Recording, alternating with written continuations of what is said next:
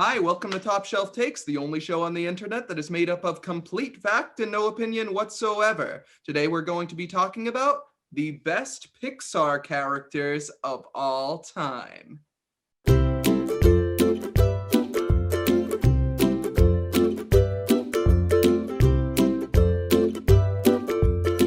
Hey guys, I'm super excited to get started today.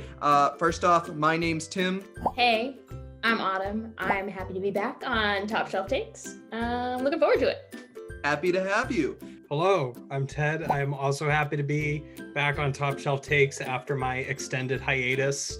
I'm ready to bring back some factual takes and some factual fire. I have a lot of opinions and I'll be sharing them.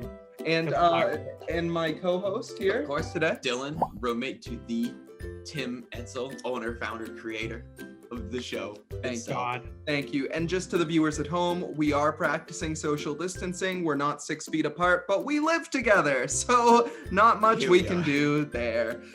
So anyway, without further ado, I'm gonna hand it off to the judge of this episode, Miss Autumn Blazin' Brown. So I'm excited to talk about Pixar, best Pixar characters.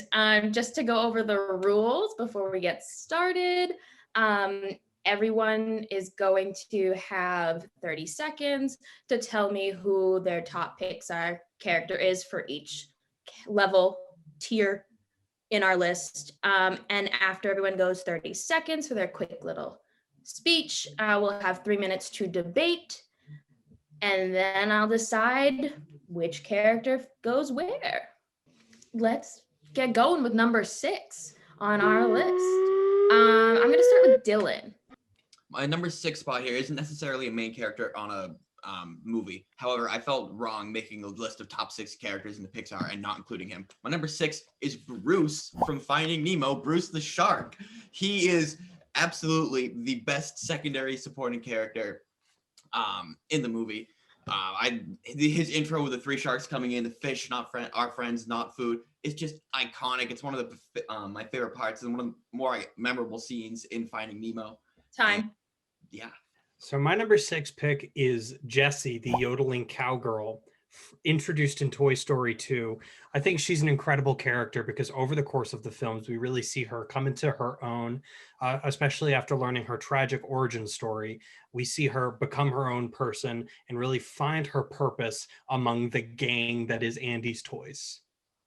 All right, I can't think of a weirder person to round out this trio. I'm going with Edna Mode from The Incredibles, played by the director of the film, Brad Bird. Edna Mode is usually reserved to 1 or 2 scenes of film, and she steals the movie somehow with that 1 or 2 scenes. She's so funny. She's the backbone of every superhero, and she's a blast every time we check in on her. Yeah, the floor is all y'all's. Start debating. Well, Dylan, I think that Bruce the Shark should be a little higher on this list. Tim, that's really weird. I think Edna Mode should be higher on this list for all the reasons you just stated. She steals the movie every time she steps in. I need a little one of those side movies where she has Jack for like a day and a half. I need to know what. I argue both characters are one-dimensional and that Jessie has more nuance, and the only reason that she is at 6 is that it just speaks to the quality range of characters that are in the Pixar canon. Ted, there's no need to be rude in these fights, okay? I've got other Toy Story characters higher on this list. I didn't want one movie to dominate my list. Yeah, I agree. I have more important Toy Story characters. I too don't try and distract us with a puppy. Okay. I don't know what you're talking about. I'm not winning the judge's favor. I'm not heartless. That is adorable, but it's sucking away our 30 minutes. Sorry, Betty. Weird. This is not fair. All right. I just think Edna Mode doesn't need the screen time to be in our memories so often. I think she holds such a special place for someone who's barely in the film. No capes, She knows why capes We are know a why problem. capes are bad. Thanks to Okay, Edna Mode. she can make anything. She makes suits that are fire resistant, suits that are extremely wind resistant, suits that can handle super speed. Anything you can imagine, Edna Mode can create it. She's a mad scientist who doesn't need to be in more than one scene. I think Bruce the Shark. I think all those exact reasons are why Edna Mode should be higher on this list. I think Edna Mode is not a recovering addict, and that's really admirable. And we need to recognize that and put Bruce the Shark, who is a recovering addict, a spot higher because he's gone through some tough times in life, and we need to recognize that on this list. You know what Jessie creates? Do you know what she makes? Mm-hmm. She makes lifelong memories and joyous memories for children. Edna Mode saves lives with no capes that create memories because she I agree. Invaluable and treasured memories for not only Jessie, not only for Andy, Andy, but also for Bonnie, and also for her friends in the toy gang, but also for herself as she comes into her sense of self. And I'm sorry, Betty coughed. Anyways, well, Dylan, you didn't really argue for Bruce. You just kind of argued for Edna. Really excited in the mode. Oh gosh, very valid points by all. I think for number 6, based on everyone's opinions and thoughts, I have to go with Edna. Edna is number 6. Okay. My number 5 spot is Remy, the rat from Ratatouille. A rat who cooks. He transcends health guidelines because he can cook. And not only can he cook, he can dream. He can chat with the undead Chef Cousteau. His dreams are so strong and his ambitions are so admirable that Chef Cousteau, the famous chef, deigns to look down upon him and smile. As I've aforementioned, my number 5 is Bruce the Shark. I love that Bruce the Shark is a recovering addict. He's working on his life problems. He's trying to come back. He is such a strong person or shark that he helps others. He's formed a support group for others who need a fin. They need to get out of their tough life situation, and Bruce the Shark is there for them. Fish are friends, not food. My number 5, as previously mentioned, is Edna Mode. So I'm going to double down on the fact that Edna Mode should be exactly one notch higher on this list. Because she is how incredible do you have to be for the Incredibles to lean back on you in their tough times? And that's what Edna Mode is there to do. They have to come out of retirement. They need super suits. She's there. What would they do without her to have suits able to work with their abilities to make them better superheroes? She also comes down. Bruce never got to meet his father. I never knew my father. Okay, sorry, continue. I think, Tim, I find your analysis of Bruce admirable. I think that, in terms of his strengths, I agree. His recovery is admirable. However, he commits harm by trying to kill Marlon and Dory. One time, Ted. Not often. One time. He had a slip. So ferociously. One time is all it takes, Tim. He had his whole family. He slipped up. You know what? He had a relapse. He's working on it. And by the end of the movie, Remy also helps others. He helps Chef Cousteau's restaurant come back after Cousteau passes. Yeah, Remy helps others. He also helps Linguini kind of come into his own and recognize his own skills in the kitchen. So yeah, I really think that Remy is a valuable character on his own, but also with others. I'm just gonna say it. If you take that movie out of context, it's really gross that a rat is in this dude's hair for like over 24 hours. That's Ted, would you want a rat in your hair? I don't care if it's the most I don't know. I magical haven't been in rat that the world. position, Tim. You're just reinforcing dominant, hegemonic No, ideas rather than yeah. going against the grain like Remy does. Okay, but like if you want to go to the 5-star restaurant that is infested with rats in I'd that rather think I was kitchen, talking to fish. no, Yes.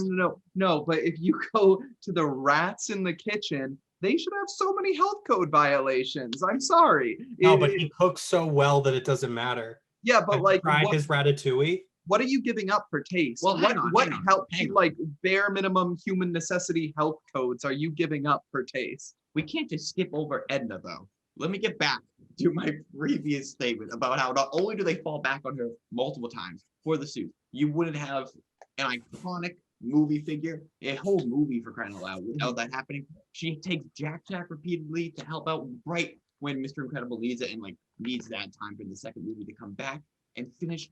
Kind of, he needs a little assistance. Who doesn't? Yeah, she doesn't really Edna care Mode about, is there. she doesn't really care about Jack though. He's just kind of Yeah, like that's little the left- thing. Edna is not Edna exactly her emotions. is Okay, Edna's not very invested. The judges call time, the judges call time. I think based on the arguments made, number 5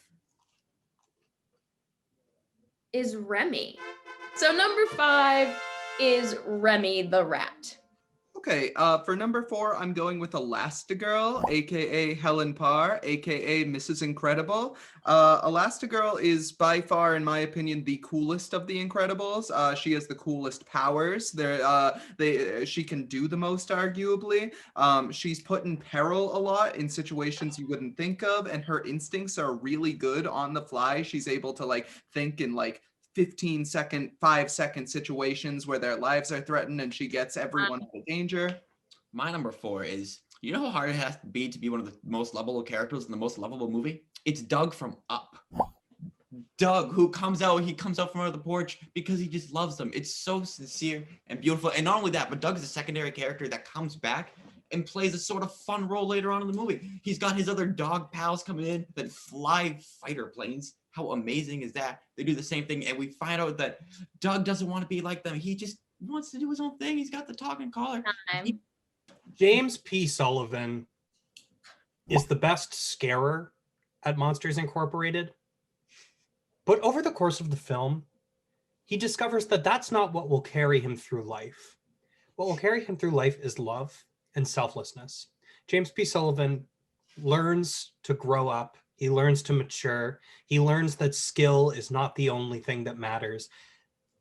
He grows beyond himself in Monsters, Inc. And that is why he is my number 4. If I can just address Doug right away, his friends who are dogs who fly the plane aren't amazing. They kind of ruin the movie. I would agree. I would argue that is the reason why Up kind of falls apart in the second half. I agree, Ted. What Now, part of dogs flying airplanes? After like the amazing poetic opening scene of Up, like the last thing I wanted was like dogs flying planes. I wanted more of like the mature emotional stuff. I agree. Up is a movie that He was trying to tie it all in and it's- make a little fun twist at the end. It suffers. I think you're reading too far into the dogs No. flying airplanes. I disagree. Up It was is- nominated for Best Up is Picture. a movie that You have to explain lives the and talking breathes in its dog first 10 power. minutes and is only descending from there, in my I opinion. agree.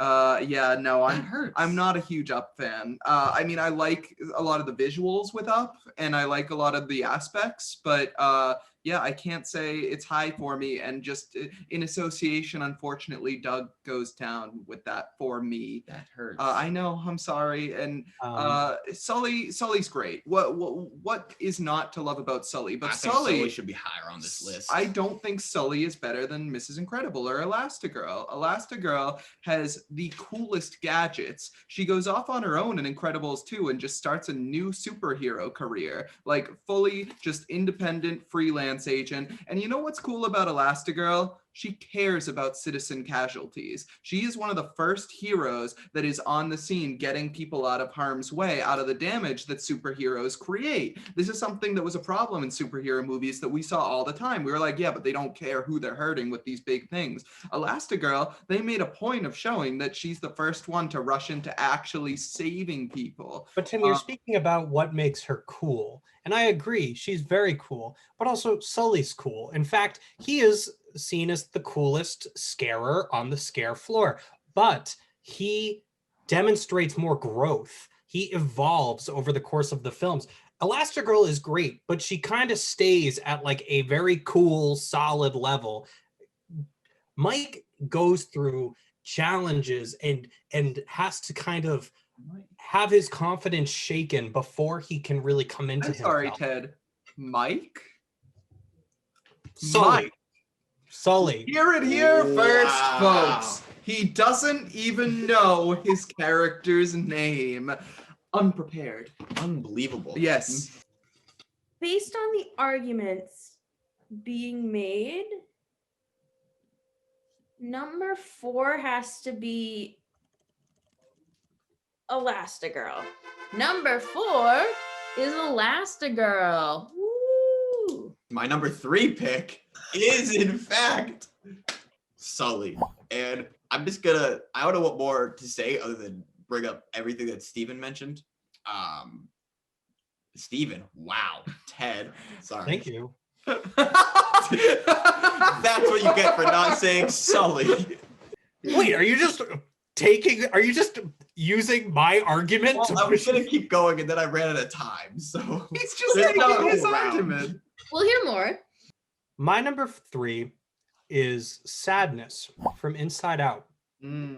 She is responsible for what I think is what makes that film profound, in that she becomes more than just a one-note caricature of sadness, but rather becomes representative of what is important about sadness and what is important about melancholy, and that you need sadness in order to feel joy. And in order for joy to be truly vibrant, you need sadness. And she needs to realize that about herself.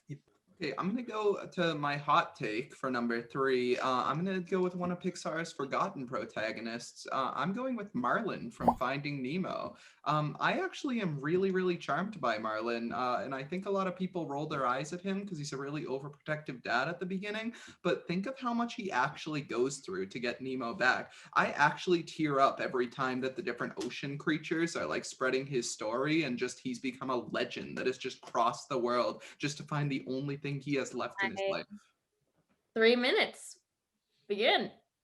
Marlin was the one who was low on my list because I thought everyone would like slam me for having him, but then I was like, no, I'm gonna follow my heart. I really think Marlin just like truly gives everything just to find his child, and it's really expertly set up at the beginning of Finding Nemo that Nemo is all he has left in the world, literally, and you understand his motivations so clearly. It's never brought into question. And if I can quote the movie, he went through a jungle of jellyfish. He went through the pitch black ocean depths. Marlin took on 3 sharks. That's got to be 4,800 teeth. And they really push him through the entire dangers of the ocean. Also, he can find his son, who means everything to him, played by the legendary Albert Brooks. I think Marlin gets overlooked a lot of the time, and today I'm gonna look at him. I mean, to counter that and kind of, I was gonna zero in mainly on the original movie, Monsters, Inc., which you all know and love, iconic childhood movies. But the fact that Sully is willing to like just risk everything he has just to help out like a child. He has no idea like how to get her back or what he's gonna do, but he knows he's gonna do it, and he's gonna do everything he can in his power, regardless of what is gonna happen in his future as a result. He is completely sacrificing himself just to try to help out the child and go against what he's been told forever is the right thing to do.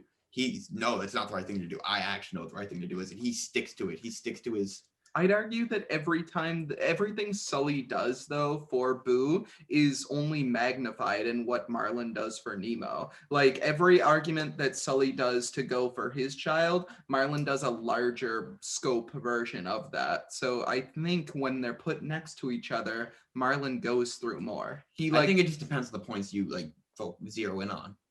I Okay. yield my argument to I think Marlin. like I think it's Oh, about equal. really? Yeah, I don't really have any defense against what you said. I think you're right. I think Marlin's a great character. Wow. Okay. Ted wasn't expecting that. Yeah, no, found myself kind of moved by Tim's defense of Marlin. I found my Grinch heart growing. But number 3 is going to Marlin. Yeah. Okay, well, number 3 is Marlin. My number 2 is Wally, a character who, through his eyes, we rediscover the world. We rediscover the universe. We rediscover what it means to love and what it means to truly live. We see him discover his purpose beyond just what he is programmed to do. We see him come into his own, and we see him find a reason to keep the universe going. Sorry. Okay, forget all that sappy dappy stuff that Ted just brought up. Let's talk about the coolest toy that's ever existed. Buzz Lightyear to infinity and beyond. Buzz Lightyear is such a cool spaceman. He can do whatever he wants, and the toy himself is so blissfully naive and stupid that I love him. His brain is small, but his heart is huge. He's so loyal to his friends, and he thinks he can do anything. Oh my God, I love Buzz Lightyear. He's so funny, he's so great, and he does his friends. Oh, there was a time. Hang on, I'm going to pitch back in because I am going to double down on the fact that Buzz Lightyear should indeed be the number 2 spot, ladies and gentlemen. Tim, what more can we say about the great Buzz Lightyear himself? Well, what can you say, Dylan? Iconic figure in one of the most iconic childhood movies. The best, like you said earlier, the best Pixar like movie franchise there is, and Buzz Lightyear sits right on the peak of it. Buzz Lightyear is very cool. However, I think that he, a lot of the things that you described, his coolness, his like how cool he is. Oh, he's so cool. That's all part of his hubris. That's all part of his flaws because he doesn't have humility. I'm glad you brought that up, Ted, because Buzz Lightyear does have all of that, and you know what he has to do as a result all of that? He gets reset. He has to go through an identity crisis. He does so much in the third movie. film and the fourth film. His Himself. roles are minimized, and he is infantilized. It's the whole plot of the second movie It's the whole too. plot of the second movie. That's because Tim Allen sucks, and they're like, "Oh no, he has." I literally told Dylan. I was like, no, I told Dylan before we started this. I was like, watch. You know who hasn't ratted Tim on Allen his sucks, and that's why we friend? shouldn't like Wally. Buzz Lightyear. Tim Allen has. I separate the character from I the do, actor and on this is one. one that I'll stand strong that's on. a problematic argument. Oh, Tim here's Allen Ted. sucks. Buzz Lightyear in the franchise. His roles in Toy Story 3 and 4 are not nearly as good as they were in 1 and 2. They are bad. In Toy Story 4, he's like kind of the worst part of that movie. Okay, no, he's not. That is Yes, so he is. harsh. He's Okay, like- I will warrant you. He has a smaller role in Toy Story 4 because the focus was given to a certain character who should be at number 1. But he was still given a lot to do. He's following his conscience. He's there for his friends first and foremost. He in 3 he has another identity crisis. It walks back on his character development. He goes through a full arc of being the guy that always has to rush into battle to the guy who tries to be the diplomat. When Lotso catches all of them, his first Wally instinct has is to that try and arc sort in things one out with movie. him. And Goes that through might the play into theme, politics. this very practical Character robot arc. that only does it what it's programmed to do, to exploring the universe and saving the galaxy. Yeah, but like Wally does that all in one movie. And Wally's he's not voiced by a rat. Wally carries the first half of that movie by himself with no words. okay, And but it's incredible. WALL-E's not a better movie than any of the Toy Stories. Like, it's just Yeah, it is. okay. Whoa, Wow. Well, whoa. saying Better WALL-E than carries the it's first half better of a than lesser 4. movie. Ted, I just have one question for you. Sure. What are your opinions on WALL-E 2, 3, and 4, though? Yeah, where are those? They don't exist because Pixar knew not to screw with it. No, they didn't. They don't. Okay, so that's like saying Toy Stories 2, 3, and 4 are worse movies than Toy Story 1, which is just That's clearly not true. That's just not true. But why for one thing, they didn't make a sequel just because of Buzz. They made a shitty spin-off TV show because of Buzz to sell toys. And guess what? Okay, The you show just was ignored bad. my argument, sir. You went right to the little Disney Channel TV show. No, Buzz is better in the sequels. He's built on in the sequels. No, he's not. He's he's a worse in cooler- 3 and he's worse a- in 4. He's not worse in 3. You remember Tango Buzz? We all remember We Tango all Buzz. Of remember course, Tango. we remember. That kind of gross and Who weird doesn't? characterization. Yeah, I do remember that. Buzz is cool. Wow. Okay. I'm gonna hit time. Okay, so I hear the argument for Buzz, but I also hear the argument for Wally. I feel like number 2 has to go to Wally. Number 2 goes to Wally. Well done. Well done. All right, I'm going to talk about, in my opinion, without a doubt, the best Pixar character of all time. That's Sheriff Woody, played by America's sweetheart, Tom Hanks.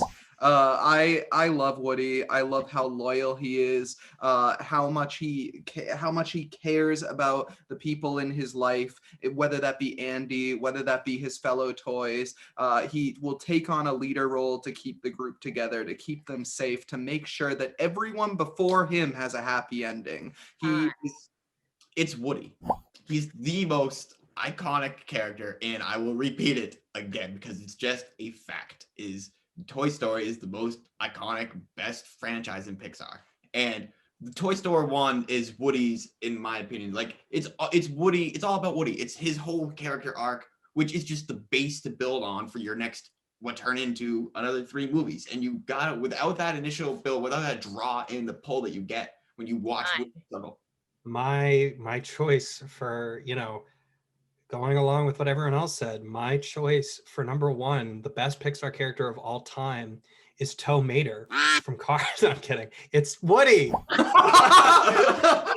I almost leapt through my screen. I almost Woody. died. I won't lie, I think I doubled down with you just to make Tim really mad. Woody not only provides the heart and soul through his loyalty, but his existential quandary of what is my life beyond being a toy, being serving children, gives the films a level of weight and intellectual engagement that make them so much more than just fun, heartfelt movies, but also really thought-provoking movies that really make you ask questions and make you ponder the nature of being and of existence. And it's I'm not joking or being hyperbolic when I say that the Toy Story films are very existential films, and that is almost entirely because of Woody. Gee, it's really hard to decide who gets to be a number 1. But I think I'm gonna have to go with my gut here, and I'm gonna have to go with Woody. That number 1 is Woody. Boo, boo, boo, boo, boo, boo, boo. So, at number 6, we have Edna Mode from The Incredibles, and that point goes to Tim. Number 5, we have Remy the Rat from Ratatouille, and that point goes to Ted.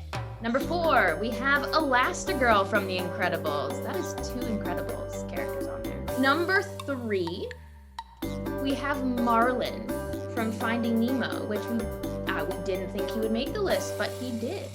Number 2 is Wally, the lovable robot. Number 1, the top Pixar character, based on everyone's opinion here, is Woody. So, after going through our list, the winner of this Top Shelf Takes Best Pixar character goes to Tim Etzel.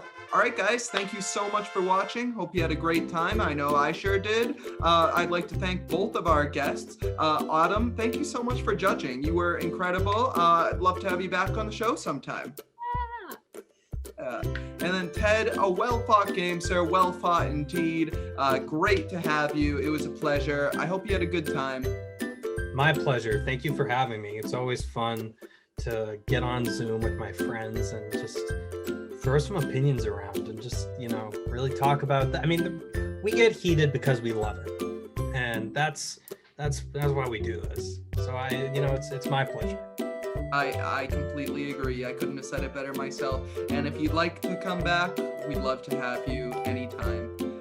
And then Dylan, As always, sir, it's As great always, to see you. It's a true pleasure. thank you for A true coming. pleasure. Thank you. Yes. If you liked what you saw here, give us a like, give us a subscribe. It really helps the channel out a ton. Comment below what you think the top 6 best Pixar characters are. Unfortunately, it won't be fact because you just heard the fact, but we'd still love to hear what you have to say. So that's it. We're Top Shelf Takes. Drive safe, everyone.